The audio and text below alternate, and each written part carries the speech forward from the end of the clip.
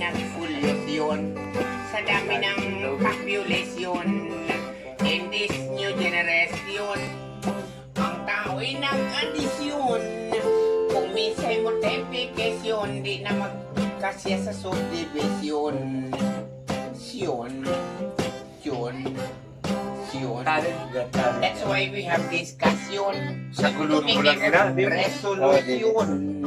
If the people need instructions to maintain sanitation, that is a good protection.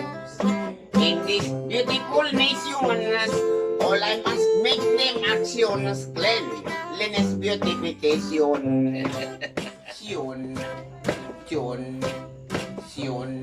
So we have an election to elect of delegations to present our elections to attend every session. That is the obligation to promulgate the Constitution. Take good care of your possession so that no graft and corruption. Siyon.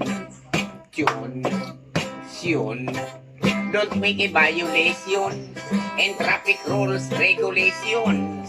Drive your car good conditions, no reckless and obstructions, so that no collisions in dangerous intersection.